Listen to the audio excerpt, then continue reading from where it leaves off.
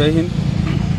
काल कंधार पंचायत समितीसोबत जो प्रकार घडलेला आहे हा प्रकार कंधार तालुक्यासाठी खूप अपमानास्पद आहे।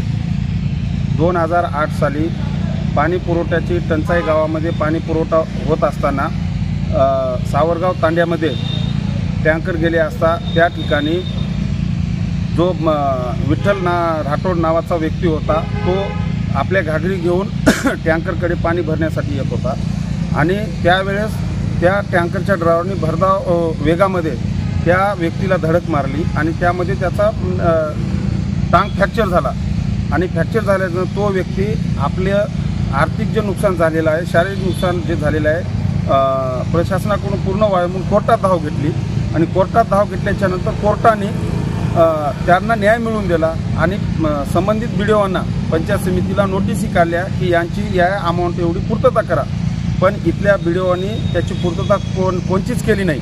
मग काल कोर्टाने शेवटी 3 नोटीसी काढून 4थी नोटीस जप्तीची काढली। जप्तीची नोटीस काढण्याच्या पहिलं तो व्यक्ती पण बीडीओला भेटला, संबंधित व्यक्ती त्यांना भेटले। इथल्या बीडीओंनी सरळ त्यांना नकार दिला की या प्रकरणाविषयी काहीच माहिती नाही। पण हा जो बीडीओ आहे हा बीडीओ क्लास 1 अधिकारी आहे। यांनी ज्यावेळेस पदभार सांभाळला त्यावेळेस सांभाळून त्यांना 2 वर्षे होऊन गेलेले आहेत। 2 वर्षामध्ये यांना पंचायत समितीमध्ये काय केस पेंडिंग आहेत, काय प्रोसेसमध्ये आहेत हेच माहिती नाही। आणि त्याचं दुसरं एक उदाहरण म्हणजे काल आम्ही एक माहितीचा अधिकार टाकला होता सिंचन विहिरीवर। त्या सिंचन विहिरीचे प्रस्ताव किती उपलब्ध आहेत यांना काहीच माहीत नाही, त्यांचं रजिस्टरच नाही इन आउटचं।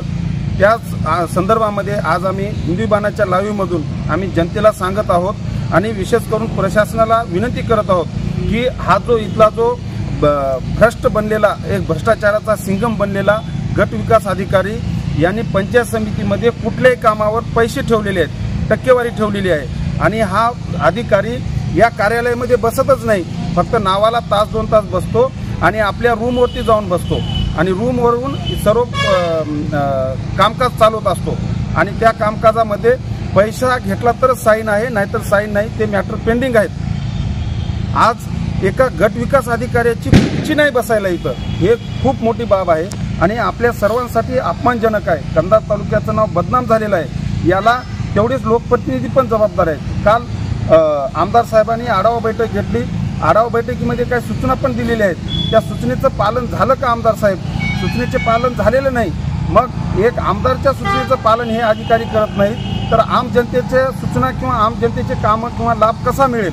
म्हणून आम्ही विनंती करत आहोत की आमदार साहेब तुम्ही आढावा बैठकी नावाला न घेता, गाड्यांचे तापे घेऊन सोबत न फिरता, गावोगाव न फिरता तुम्ही या कार्यालयामध्ये जे अधिकारी आहेत यांच्यावर वचक ठेवावी आणि यांना डिसिप्लिनमध्ये कामकाज कसे चालावे हे यांना शिकून देण्यात यावे।